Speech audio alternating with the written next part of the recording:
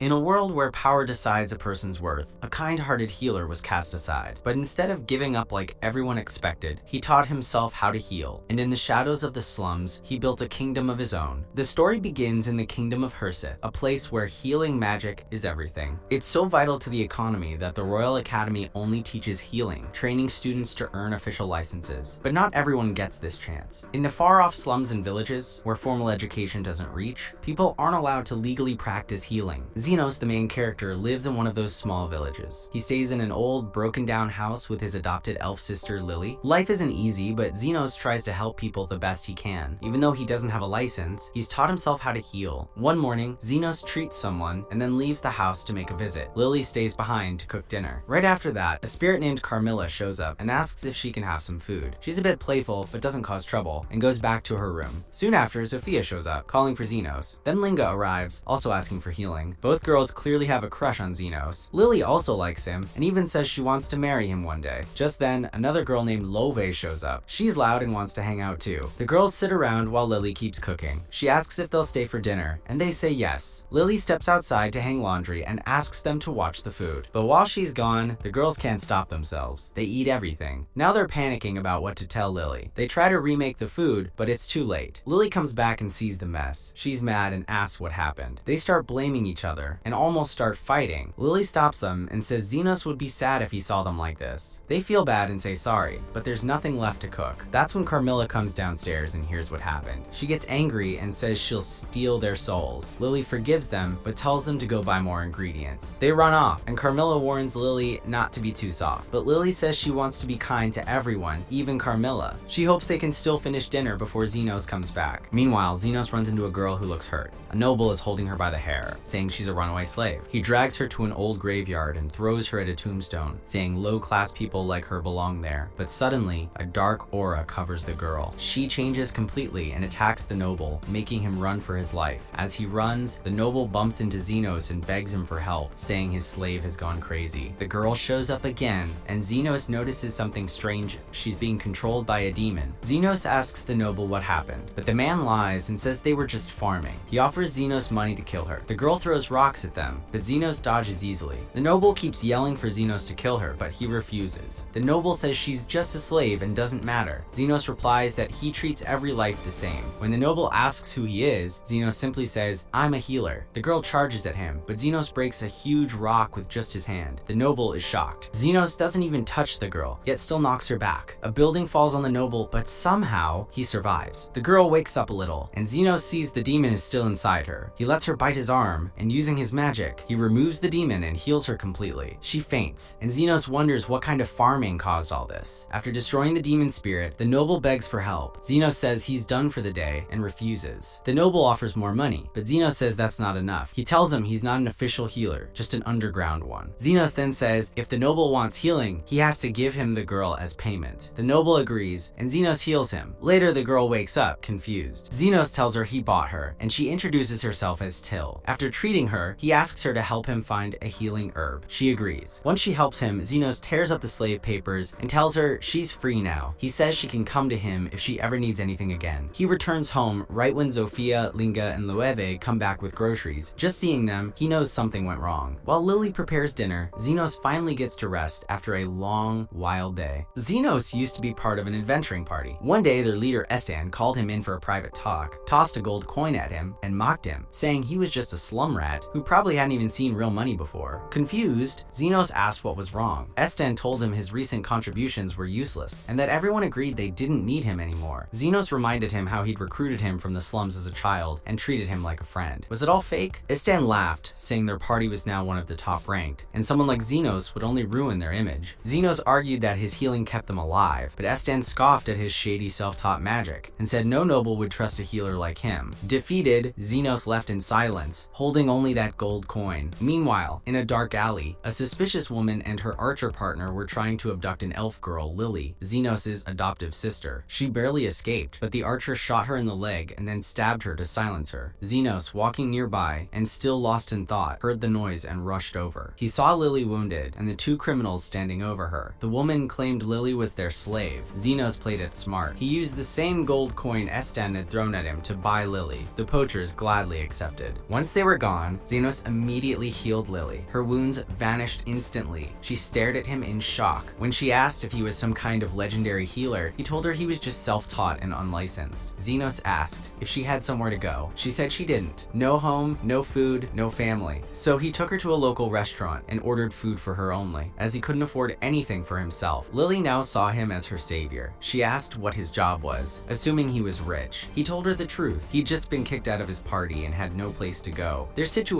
weren't that different. At that moment, a severely injured lizard man crawled into the restaurant asking for water. His wounds looked like they were caused by a magic gun. Xenos immediately healed him. The man was shocked by Xenos' skill and handed him 4 gold coins in gratitude. It was the first time Xenos had ever been paid for healing. It sparked an idea: open a healing clinic for the slums. The problem was, without a license, it would be illegal. He'd have to become an underground healer. Lily supported the plan, saying she would follow him no matter what. So they set off together and eventually found an abandoned mansion to turn into their base. It was dark, cold, and likely haunted. Lily was worried. Soon enough, her fears were confirmed when Carmilla, a powerful wraith spirit, attacked them. But Xenos countered her with healing magic. He had experience fighting spirits in underground dungeons and knew their weakness. Instead of fighting further, he politely asked for permission to stay. Carmilla refused, attacked again, and summoned her ghost army, but Xenos wiped them all out in one shot. Carmilla, stunned, asked who he was. He answered, an underground healer. Carmilla allowed them to stay, but on the condition they never stepped on the 2nd floor. The next morning, Xenos and Lily set up the clinic. Lily even wore nurse clothes, but with no patients yet, she got bored and offered to promote the clinic. Xenos told her to wait. Someone would come soon. Just then, the door opened. A man entered with a gunshot wound, magically poisoned. But he wasn't the patient. His sister was. She'd been shot and her arm was decaying. Xenos examined it and said the arm had to be cut off. They were shocked. Then the sister agreed and asked about the price. Xenos said 1,000,000 won. They were stunned by the amount, especially considering she'd be losing an arm. To change his mind, the woman introduced herself, Zofia the Tornado. She was one of the 3 slum bosses and leader of the lizardmen. She stole from greedy merchants and shared with the poor. Hearing this, Xenos explained he would not only remove the infected arm, but also regenerate a new one. Zofia was stunned. She had never heard of a healer capable of such a feat. Healing and regeneration were unheard of together. He performed the operation flawlessly, cutting, numbing pain, regenerating bones, nerves, and skin. Exhausted afterward, Xenos collapsed in a chair. Zofia was amazed and promised to send more patients. Carmilla, watching, grumbled that Xenos hadn't messed up and left. Later, Xenos and Lily drank tea while she asked why the lizardmen were always injured. Xenos explained there was a brewing war between the lizardmen, orcs, and a mysterious 3rd group. That's when the 3rd group showed up, werewolves, led by their boss Linga. She was furious that Xenos had been healing her enemies and tried to kill him, but no matter what she did, she couldn't hurt him. In desperation, she ordered her pack to destroy the clinic, unaware the place belonged to a wraith. Carmilla appeared, ready to erase them, but Xenos calmed her down. Seeing this, Linga was stunned by how easily Xenos handled a wraith and called him a demigod. She bowed and ordered her pack to do the same. The next morning, an orc arrives at Xenos' clinic with a message. Lady Loe, the leader of the orcs, requests his presence. Xenos, having already treated both the lizardmen and the werewolves, anticipates this development. These 3 beastmen factions, lizardmen, werewolves, and orcs, are prominent in the slums, each amassing wealth through the excavation of magic stones. A month has passed since Xenos established his clinic, and he understands that interactions with these powerful figures are inevitable. He inquires whether Loe is capable of following treatment instructions. The orc assures him of her wisdom, prompting Xenos to agree to the meeting. Zofia, the lizardman leader, has been sending him gifts regularly, and Linga, the werewolf boss, is constructing a mansion adjacent to his clinic to compensate for earlier damages. Even if Loewe proves challenging, Xenos remains confident. Upon asking why Loe didn't come in person, the orc explains that the clinic is situated in enemy territory, posing significant risks. Learning that Loewe is unable to walk, Xenos decides to visit her directly. They journey to a cave, the orc's lair, and enter the throne room where Loewe awaits with her followers. She greets Xenos as the renowned underground healer, noting his growing celebrity status in the slums. She questions whether he can truly heal anything for the right price. Xenos, weary of unpaid work, confirms that he will treat anyone if compensated appropriately. Loe then reveals her predicament. She cannot move from her throne. Xenos activates his scan ability. Externally, she appears uninjured, but a deeper inspection uncovers a lump in her abdomen, emitting high levels of magical energy. He deduces it's a magic stone, not a tumor. Loe confirms this, explaining that the stone could explode if she moves, potentially killing her instantly. Xenos asks if someone poisoned her food, but she admits to mistakenly eating the stone, thinking it was a rice ball. Initially clearly believing she is joking. Xenos realizes the seriousness when she explains she chewed part of the stone, making it volatile. Her loyal warriors refuse to abandon her, prepared to die alongside their leader. Recognizing the gravity, Loe offers Xenos the key to her entire treasury, pleading for his help. Xenos agrees. Swiftly, he summons a scalpel, extracts the magic stone, and seals her wound with healing magic. However, the danger persists. The stone remains unstable. Instead of discarding it, Xenos grips it in his hand. When it detonates, his barrier spell absorbs the explosion, leaving him unharmed. He returns the treasure key to Loe, emphasizing that he only accepts fair payment for his services. Impressed by his ethics, Loeva offers 24/7 security for his clinic. Feeling better, she invites Xenos to share rice balls with her, but he politely declines, recalling the recent incident. That evening, upon returning home, Xenos encounters a jealous Lily. She expresses annoyance at the frequent visits from Zofia, Linga, and now Loe.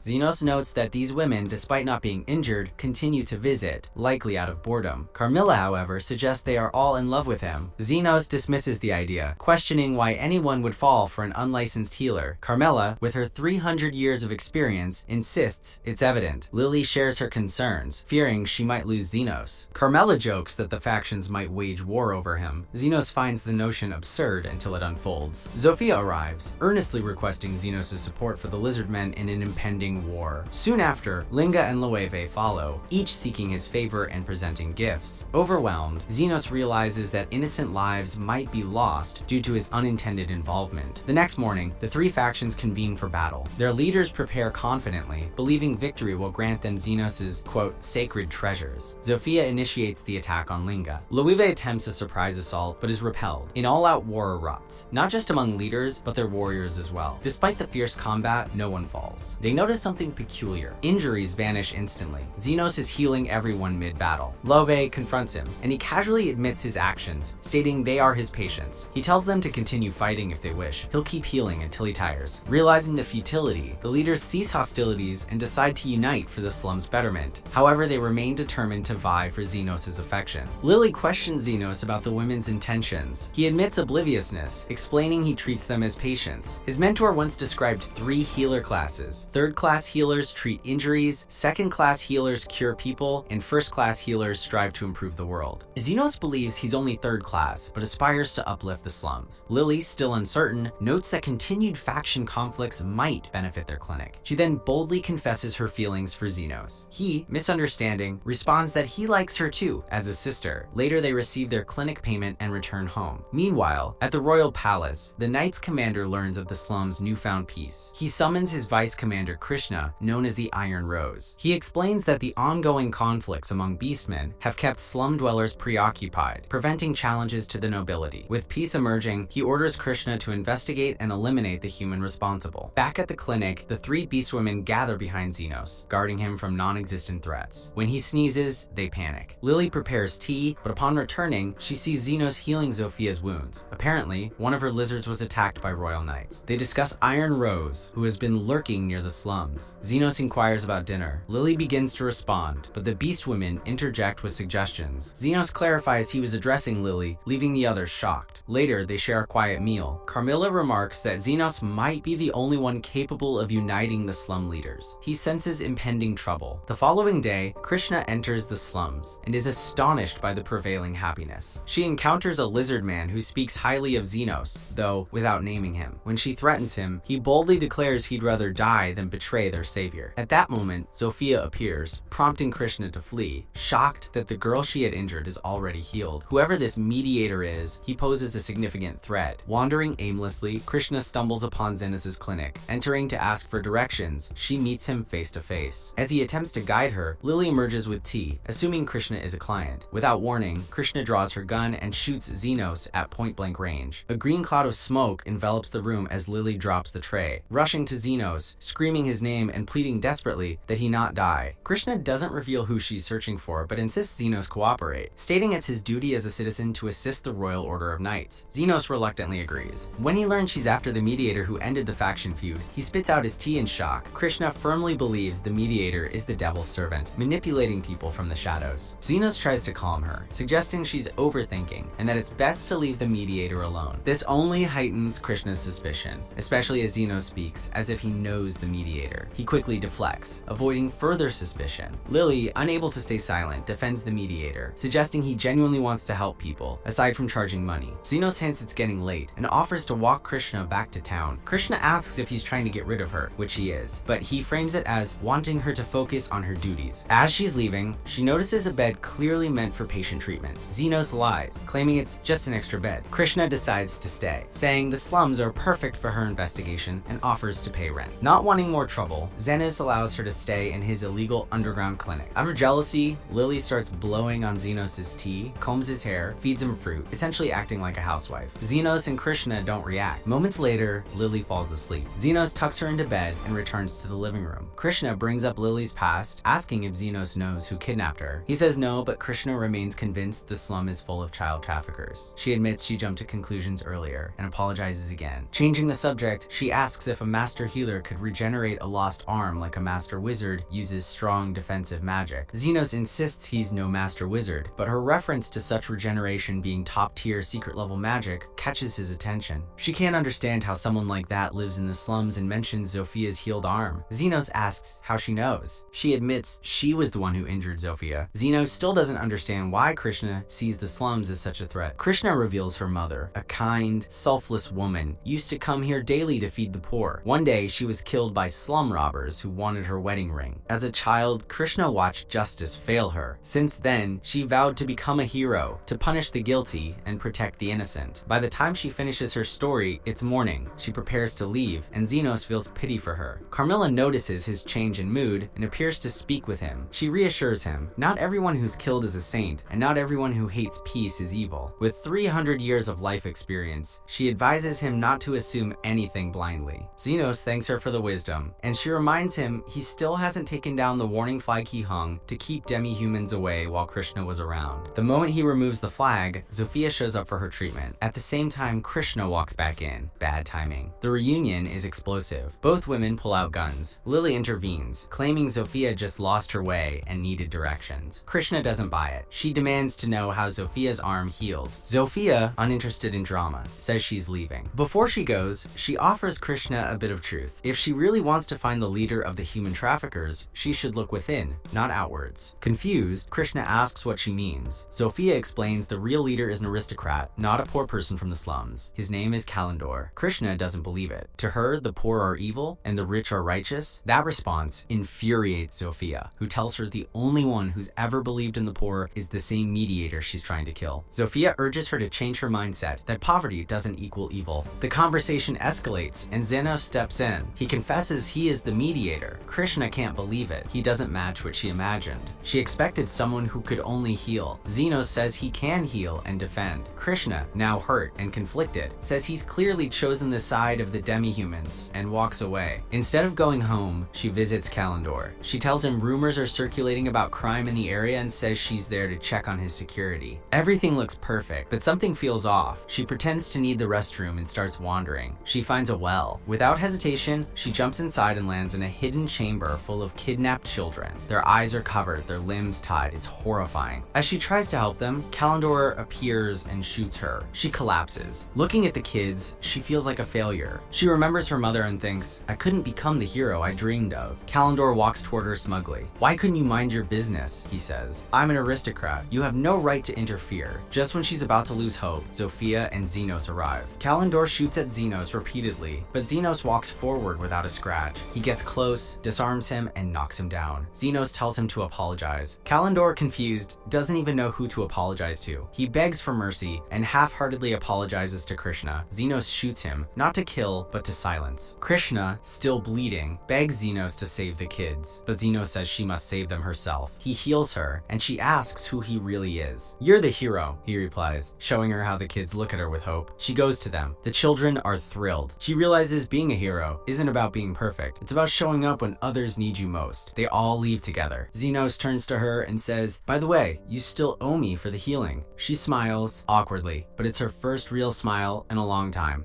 Xenos and Lily head out to buy some tea. As they walk through the streets, memories from Xenos' past begin to surface, back when he used to sit hopelessly in the same alleys. That's when Aston first approached him, offering a place in his adventuring party. At first, Xenos hesitated. He'd heard that slum dwellers weren't allowed to become adventurers. But when Aston asked what skills he had, Xenos shyly mentioned he knew a bit of healing magic. Aston didn't believe it. He said poor folks couldn't afford that kind of training. But he didn't care either. He said he needed a slave, not a proper mage. And just like that, Xenos was dragged into the party. Even though no one took him seriously, Xenos silently healed their injuries in battle without them even realizing. Aston and his party kept returning from beast fights unscratched, and their fame skyrocketed. They were soon known across the kingdom as the Golden Phoenix. But despite all this, Aston continued treating Xenos like trash. Eventually, fearing that a slum-born member would ruin their reputation with nobles, Aston kicked him out. Later, the Golden Phoenix entered a dungeon. On the way, they laughed about how barmaids were impressed just hearing their name. Aston proudly boasted about their flawless victories over magic beasts, but the confidence didn't last long. Inside the dungeon, they ran into a group of firefoxes. Aston ordered Guile to cast a defensive spell. Guile activated his magic, but it was weakened by a hangover. A fireball came flying. Aston barely dodged, but his arm got scorched on the second blast. Another fox ripped into Yuma's throat. Andrus tried to cast an attack spell but got injured mid-chant. Their formation crumbled. With no healer and no hope, they were forced to retreat. Once outside, Aston couldn't understand how they struggled so badly against just B+